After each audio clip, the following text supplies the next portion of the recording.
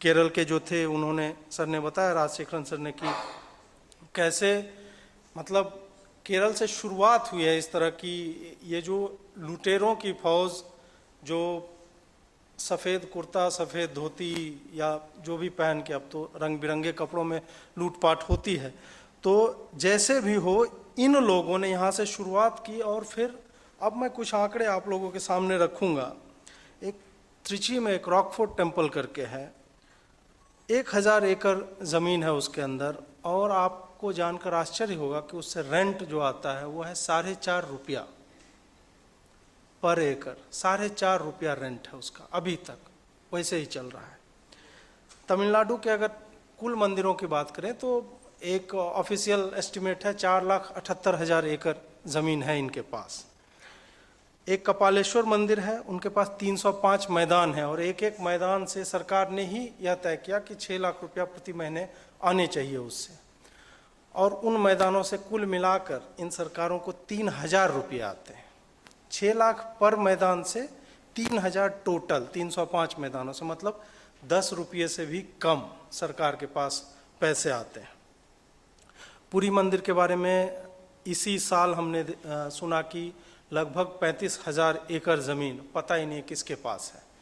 और मंदिरों को जो लोग दान देते हैं, जैसे पुरी मंदिर भले ही उड़ीसा में है, लेकिन मेरा गांव अगर बिहार में है, मेरे पिताजी ने या दादाजी ने मरते वक्त या जब भी है, वो भगवान जो जगन्नाथ हैं उनके नाम पे वो कर देते हैं अपनी ज़मीन या भूमि का एक टुकड़ा। इस तरह से कर कर के भी हज़ारों एकड़ ज़मीन पूरे भारत में एक एक मंदिर के नाम फैली हुई है। तो इन सब का स्वामित्व जो है किसके पास है, किसी को नहीं पता। एक मैं लॉयर हैं TR रमेश जी, और फ्री टेम्पल मूवमेंट के लिए काफ़ी वो युद्ध स्तर पे कार्य कर रहे हैं, लड़ रहे हैं, लीगल लड़ाई लड़ रहे हैं। जैसा दीपक हैं, बाकी और भी जो NGO से संबद्ध लोग हैं, वो भी फ्री टेम्पल मूवमेंट को लेकर लड़ रहे हैं। उनसे जब मैं बात कर रहा था कि कैसे ज़मीनों का ये कैसे, मतलब जब हम करते हैं भूमि को दान करते हैं, तो मान लीजिए कि मैंने भगवान जगन्नाथ के नाम किया, क्या करते हैं लोग कि जो सरकार के लोग हैं, जो अफसर होते हैं, जिन्होंने कमेटियां बना ली हैं और उनमें होते हैं, मान लीजिए कि भगवान सुब्रमण्यम उनके नाम से ज़मीन जो है लिखा गया, उसके बाद सुब्रमण्या जो है वो सुब्रमण्यम हो जाएगा, और उसके बाद और वो उसका भ्रंश होते होते किसी व्यक्ति के नाम पे वो चला जाएगा। तो 10 से 15 साल में जो भूमि ईश्वर के नाम दान दी गई थी, जो भूमि उस मंदिर के नाम दान दी गई, उस ट्रस्ट के अंदर होना चाहिए, वो किसी व्यक्ति के नाम पे हो जाता है, और उसका कागज़ ये लोग पुख्ता बनवाते हैं। भगवान के नाम वाला कागज़ सही रहे ना रहे, लेकिन ये चोरों के नाम वाला कागज़ बहुत ही अच्छे से बनाया जाता है। मतलब जहाँ एक स्टाम्प पेपर की ज़रूरत हो तो ये 8-9 बना के रखते हैं, इस टाइप से है। मंदिरों में जो हुंडी मनी आती है, जो हम आप दान देते हैं, पैसे देते हैं, इसका कोई हिसाब किसी भी टेम्पल के पास नहीं होता है। आप देते जाते हैं। अब CCTV में RFID चिप तो लगा हुआ है फ़ोटो में, कुछ पत्रकारों ने वैसे लगवाया था, लेकिन दुर्भाग्य से है नहीं। तो कितना पैसा जा रहा है किसी को पता नहीं चलता, और कितना निकल रहा है वो भी किसी को पता नहीं चलता। पुरी मंदिर में एक रत्न भंडार हुआ करता था, और करता था इसलिए मैं कह रहा हूँ क्योंकि अब नहीं है। पुरी मंदिर में आप सोचिए, जैसे पद्मनाभ स्वामी मंदिर की हम बात करते हैं, जिसके बारे में कहा जा रहा था कि अगर संदूकें खोली जाए तो 4-5 पंचवर्षीय योजना जो है वो हमारी फुलफिल हो सकती है भारतवर्ष की। तो उसी तरह ये सब जो भारत के सबसे बड़े बड़े मंदिरों में आते हैं, ये सब उनकी रत्न मंजूषा से अब कुछ नहीं वहाँ बचा है, और ये लोग खोल नहीं रहे, कह रहे हैं कि चाबी गुम हो गई। चाबी गुम हो गई, ये कितना बड़ा प्रश्न है। आप लोग सोचिए कि उस ताले को तोड़ा नहीं जा सकता, और चाबी किसने गुम की? अंग्रेज ने लास्ट टाइम में ऑडिट किया था कि इस मंदिर में कितने आभूषण हैं, कितने रत्न हैं, भगवान क्या पहनते थे, नहीं पहनते थे, इस तरह की बात। ये तो मैंने आपको टेम्पल के लैंड ग्रैब और उनके जो और प्रॉपर्टीज होते हैं उसके बारे में बताया। अब आता है 2 कानून है जिसके संदर्भ में इनको गवर्न किया जाता है। एक है HRNC एक्ट, और एक होता है कि HRIC एक्ट। HRNC है Hindu religious institution, Hindu religious charitable endowment act, ऐसे करके है। दोनों का काम है, एक का काम है रेगुलेट करना, एक का काम है कंट्रोल करना। ये अलग अलग राज्यों में अलग नाम से जाना जाता है। इन दोनों एक्ट के तहत ही ये लूट मची हुई होती है। एक और उदाहरण देना चाहूँगा, तिरुमला तिरुपति मंदिर का हम सब ने नाम सुना होगा, वहाँ के लड्डू काफ़ी प्रसिद्ध हैं। उसकी वार्षिक आय 3500 करोड़ रुपए के लगभग होती है। और आपको यह जानकर आश्चर्य होगा कि 40% उस आय का पैसा सरकार के कर्मचारियों के वेतन में जाता है।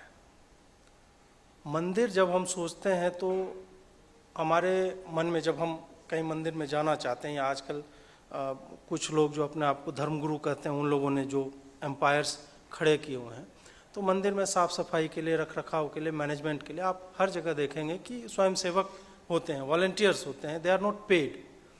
लेकिन इन जगहों पे, खास करके सदर्न इंडिया के टेम्पल्स में, हर जगह पे मंत्री जो है अपने लोगों को घुसाता है, और उसमें इनके लॉ में कुछ ऐसा नहीं है कि कितने लोगों को रखना है। मेरी इच्छा है कि भाई मुझे 10 करोड़ इससे कमाना है, तो मैं 50 लोगों की भर्ती कर दूंगा और उनका सैलरी भी मैं डिसाइड कर दूंगा। हिंदू मंदिरों के ट्रस्ट के बोर्ड में ईसाई लोग क्या करते हैं, मुस्लिम लोग क्या करते हैं। कई टेम्पल टाउन ऐसे हैं, और आंध्रा और तमिलनाडु की मूलतः अगर मैं बात करूं, मंदिरों के पैसे से बस स्टैंड बनवाए गए। कहा गया कि भाई चूँकि यहाँ पे पर्यटक आते हैं, श्रद्धालु आते हैं, तो उनको आने में दिक्कत ना हो इसलिए। तो फिर सिविक बॉडीज़ क्या करती है, हम जो टैक्स देते हैं, जीएसटी जो जाता है, चाहे हम नमक खरीद रहे हैं, तेल खरीद रहे हैं, तो उसका पैसा कहाँ जा रहा है फिर? जब टेम्पल ही को सब कुछ बनवाना है, टेम्पल को फ्री कर दो ना भाई, हमें दे दो। एक और लॉजिक दिया जाता है कि नहीं, कुंभ जैसे आयोजन जो है वो तो सरकार करवाती है। तो हमने बोला है सरकार को करवाने, हमें दे दो, हम करवा लेंगे भाई। कुंभ से भी बहुत बड़ा महाकुंभ, उससे भी बड़ा कुछ होता है, वो भी करवा लेंगे। हिंदू सक्षम है। 800 करोड़ का उज्जैन में ये महाकाल का कॉरिडोर बना, और कितने हजार करोड़ रुपए, अगर मैं स्वतंत्रता के बाद से ही जोड़ूं, उस मंदिर में श्रद्धालुओं ने दान दिया होगा। तो ये क्या सरकार हमें भीख में दे रही है? कुछ हमारा ही पैसा लेके 10% उसमें से खर्चा कर दिए, बीच में कभी कॉरिडोर बनवा के। ठीक है, बहुत अच्छी बात है कि कोई तो रीढ़ वाला आदमी आया, कुछ तो कर रहा है। मेरा मतलब इस संदर्भ में बोलने का अर्थ यही था, तात्पर्य यह था कि जब हम इन छोटी चीज़ों पर तालियां पीटने लगते हैं, वाहवाही देने लगते हैं, तो हम कहीं ना कहीं जो मूल तत्व है उससे भटक जाते हैं कि भाई ये मंदिर हमारा था, ये पैसा हम ही से लिया गया, और वही तुम पे 2-4 पैसा फेंक के, ये वही वो शशि थरूर वाला आर्ग्यूमेंट है कि यार मुगल तो गए नहीं ना, यहीं रह गए। मतलब हमारी बहन बेटियों को लूटा, रेप किया, और हमारे घर से हमें निकाल के उसी कहीं पे साइड में एक कोने में एक झोपड़ी बना के दे दी, और हम कह रहे वाह वाह कितने रहमदिल हैं मुगल लोग कि हमें जो है रहने के लिए कम से कम घर तो दे दिया, झोपड़ी, नहीं तो हमें मार भी सकते थे वो। तो हम इसी खुमारी में जी रहे हैं कि काशी विश्वनाथ कॉरिडोर बन गया, या जो भी, या और भी आने वाले समय में बनेगा। इसमें प्रसन्न होना चाहिए कि कोई सरकार कुछ तो कर रही है, लेकिन हमें एक पब्लिक मूवमेंट जब तक हम क्रिएट नहीं करेंगे।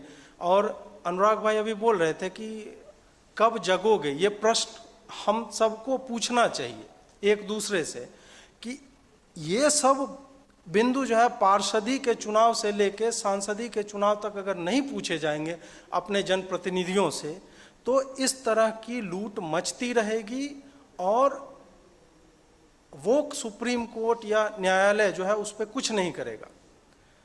न्यायालयों का रुख देखकर, और ये मेरा थोड़ा एक पसंदीदा विषय है, हमें लगता है कि ये लोग मतलब क्या चाह रहे हैं। आखिर सबरीमला में जहां मतलब इन लोगों को, एक बात फिर मैं भूल गया था, वो मैं जोड़ना चाहूँगा कि संविधान का हिंदी अनुवाद 1987 में आता है। तो ये जो संप्रदाय की बात होती है कि संप्रदाय किसी मंदिर को ऑन करता है, और संप्रदाय को हमें रिलीजियस डिनोमिनेशन से कंफ्यूज नहीं करना चाहिए, जो अभी तक हमारे संविधान में किया जाता रहा था कि ये लोग ये कंफ्यूज करते हैं कि एक संप्रदाय का व्यक्ति दूसरे संप्रदाय वाले से घृणा करेगा, जैसे क्रिश्चियंस में होता है या इस्लाम में होता है। तो हिंदुओं में वैसा नहीं है कि वैष्णव के घर में अगर कोई शैव आएगा तो वो उत्सव की तरह उसको मनाता है, उसको सेलिब्रेट करता है कि हमारे यहाँ कोई दूसरे संप्रदाय के आचार्य आए। तो ये सर्व समावेशन की प्रवृत्ति जो हिंदुओं में है, तो ये जो मैं बात कर रहा था आपको संविधान के संप्रदायों की मैं बात जो कर रहा था कि मंदिरों का भी गवर्नेंस उन्हीं के पास रहा करता था, लेकिन सरकारों ने उसे कुछ इस तरह से बनाकर और मूर्ख हिंदू जो है मतलब इस पर क्वेश्चन करना छोड़ दिया, या हमसे क्वेश्चन करने की हमारी आदत चली गई, सबकॉन्शियसली हमने छोड़ दिया, हमें उस तरह से पढ़ाया गया कि ये हमारे कभी मंदिर थे ही नहीं, तो हमने एक तरह से त्याग दिया। और आज हम जो है इन छोटी छोटी बातों पर अति प्रसन्न होकर मतलब नाचने लगते हैं। और मैं सुप्रीम कोर्ट की बात कर रहा था कि कैसे इनके डिसीजंस एक के बाद एक, जो यह बात नहीं समझते कि धर्म क्या होता है, रिलीजन क्या होता है, मजहब क्या होता है, धर्म के भीतर संप्रदाय क्या होता है, मंदिर में प्राण प्रतिष्ठा क्या होती है, उसमें जो डेइटी है, अब हनुमान का रूप है, स्वरूप ब्रह्मचारी का है, वो स्त्रियां उन्हें टच नहीं करती हैं। आप बाहर में जितना सिंदूर लगाना है उनके दरवाजे पे लगा सकते हो, लेकिन कहा जाता है कि आप उनको छू नहीं सकते हैं। उसी तरह कई ऐसे मंदिर हैं जहां पुरुषों का जाना वर्जित है, कई ऐसे मंदिर हैं जहां स्त्रियों का जाना वर्जित है, कई ऐसे मंदिर हैं, अब इसमें फिर कहेगा कोई सूडो साइंस, लेकिन मुझे नहीं लगता कि यहाँ की जनता में वैसा कोई कहने वाला हो। ऐसे मंदिर हैं जहाँ के पत्थरों की प्रकृति ऐसी है कि महिलाओं के जो पीरियड्स अगर इरेगुलर हो रहे हैं तो वो रेगुलेट हो जाते हैं, वो नॉर्मलाइज हो जाते हैं उस मंदिर में जाने भर से। तो जो चीज़ें, पत्थर हो गया, ग्रह हो गए, नक्षत्र हो गए, हर एक चीज़ एक दूसरे को प्रभावित करती है। हम अपने एरोगेंस में मतलब कि हमने तो भैया कंप्यूटर बना लिया, तो हमें यह विश्वास ही नहीं होता कि बिना लेथ टेक्नोलॉजी के कैसे कैलाश मंदिर जो है उसमें नंदी जो है ग्रेनाइट का मान लीजिए कहीं पे, वो इतना स्मूथ कैसे है, सर्कुलर रिंग्स हमने कैसे बना ली। तो हमें अपने आप में इतना घमंड हो जाता है कि हम यह मानने लगते हैं कि जो मंदिर में देवता बैठे हुए हैं वो क्या, उसकी कोई प्रकृति नहीं है, स्वामी अयप्पा क्या है, नैष्ठिक ब्रह्मचारी हैं, उसका क्या अर्थ होता है, कोई मतलब नहीं। और सुप्रीम कोर्ट आराम से बोल देता है कि नहीं, आज के ज़माने में बताइए आप जो है लैंगिक भेदभाव करेंगे, जेंडर डिस्क्रिमिनेशन करेंगे। तो एक तरफ तो आपके फंड जो है वो उड़ाए जा रहे हैं, आपके धार्मिक कार्यों के लिए। और धार्मिक कार्य जब मैं बोल रहा हूँ तो सिर्फ ये नहीं है कि कहीं प्रवचन हो गया, ये सब धार्मिक कार्य में यह भी आता है कि आपने विधवा आश्रय गृह बनवाए हैं, आपने धार्मिक रिवाइवल के लिए कितने ट्रांसलेशंस करवाएं, क्या डिजिटाइजेशन करवा रहे हैं आप बुक का, या गीता प्रेस गोरखपुर को ही आपने सारा कुछ जो है आउटसोर्स करके रखा हुआ है। धार्मिक कार्य में हर वो चीज़ आती है जो व्यक्ति के, जो अभी हम सस्टेनेबल डेवलपमेंट की हम बात करते हैं, विकास का धर्म से बहुत लेना देना है। धर्म अगर किसी व्यक्ति के, अब कहते हैं कि धर्म जो है जीवन शैली है, तरह तरह से बोला जाता है, जो भी है, तो व्यक्ति को रेगुलेट करता है धर्म, सदाचरण कह लीजिए या अन्य तरह की परिभाषाएं, जो भी धर्म को लेकर अभी कई तरह की परिभाषाएं दी गई। तो व्यक्ति का आगे बढ़ना धर्म से जुड़ा हुआ है, और विकास भी वही कहता है, विकास भी प्रोग्रेस होता है कि व्यक्ति का आमूल चूल हर आयाम में विकास हो, तो उसके मूल में धर्म आता है। और धर्म के मूल में आज के संदर्भ में अगर हम देखें तो मंदिरों का होना और उनका संचालन, और उसमें जो हम पैसे देते हैं उस पैसे से वापस समाज के विकास के लिए और फिर अंततः राष्ट्र के विकास के लिए हम क्या कर रहे हैं, इस पर हमें सोचने समझने की आवश्यकता है। क्योंकि ये हजारों करोड़ और लाखों एकड़ जमीन अगर हिंदुओं को वापस दे दिया जाए, जो भी मैकेनिज्म से दिया जाए, हम बना लेंगे। ऐसा नहीं है कि मतलब हमारे लोग सुंदर पिचाई गूगल चला रहा है, या जो मतलब तमाम दुनिया में इतने बड़े बड़े कॉरपोरेट्स हम चला रहे हैं, हम क्या धार्मिक आयोजनों को नियंत्रित नहीं करते, हम उनको मैनेज नहीं कर सकते हैं कि ये काम जो है गवर्नमेंट ही आकर करेगी। तो इन सब बातों को, ये जो कुतर्क हैं, उनको देखते समझते हुए, माफ़ कीजिएगा, उनको देखते समझते हुए हमें यह देखना होगा कि कैसे एक एक राज्य, जैसे फिर मैं एक उदाहरण देना चाहूँगा, केरल है, तमिलनाडु है, आंध्र प्रदेश है, ये लोग क्या करते हैं कि 100 रुपया हम जब चढ़ाते हैं तो उसमें से 14% से लेकर 21% तक ये कहते हैं ऑडिट चार्ज है, एडमिनिस्ट्रेटिव टैक्स है, ये सीधा सरकार के पास चला जाता है। उसके बाद जो पैसा बचता है वो भी किस तरह से खर्च होगा, वो भी वो ट्रस्ट तय करेगी जिसमें सरकार के लोग बैठे हुए हैं, सरकार के अफसर बैठे हुए हैं। तो लूटने के लिए इन्होंने पूरा एक व्यवस्थित तंत्र बना रखा है कि फंड का मिसयूज कैसे करें। आप लोग याद कीजिए, बचपन में किसी मंदिर में जाते होंगे, ढंग का कोई मंदिर रहा होगा, तो वहाँ कम से कम पीतल के बर्तन होते थे, चांदी के बर्तन हमारे पिताजी के समय में हुआ करते थे। अब वो बर्तन नहीं मिलते, अब डिस्पोजेबल थाली में मिलता है या स्टील में या प्लास्टिक में आपको खाने को मिलेगा। तो वो सब कहाँ गया? धीरे धीरे अब मंदिरों में खाली पत्थर और मूर्ति ही जो है वो बच कर रह गई है। और इतने करोड़ के रेवेन्यू जनरेशन मॉडल्स ये जो टेम्पल हैं हमारे, वो होने के बाद भी ऐसी अवस्था है हिंदुओं की कि हम जो है अपने ही आयोजनों के लिए एक तरह से सरकार से परमिशन लेना पड़ता है, वहाँ से फंड पास होगा, कुंभ कितना बड़ा होगा, ये सब सरकार तय करती है। और दुर्भाग्य सोचिए अगर ऐसा हो जाए कभी कि ठीक है अभी तो योगी जी हैं या उत्तराखंड में धामी हैं, यहाँ पर जो आम आदमी पार्टी टाइप के लोग जो है या जो भी है गैर हिंदू लोगों की सरकारें आ जाए, तब आप सोचिए कि कुंभ का क्या होगा। अनलेस उनको उसमें बिजनेस का कुछ नहीं मिल रहा हो, ये प्योर बिजनेस की तरह ही उसे ट्रीट करते हैं हमारे मंदिरों को, हमारे आयोजनों को।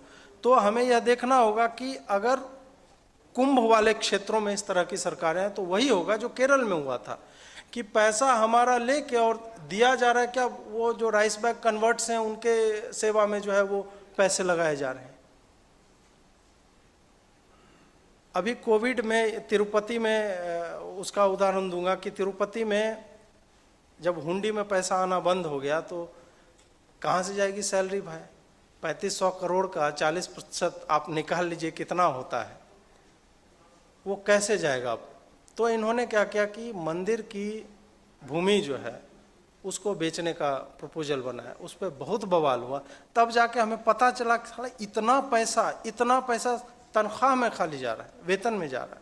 तो मिसयूज भी जो है वो भी इंस्टीट्यूशनल लेवल पे हो रहा है। मैंने काफ़ी समय ले लिया है, अब मैं अपनी वाणी को जो है विराम देना चाहूँगा और मैंने आपको आंकड़े बहुत सारे दे दिए जिस पर आगे चर्चा बढ़ाई जा सके। सुनने के लिए बहुत बहुत आभार। नमस्कार।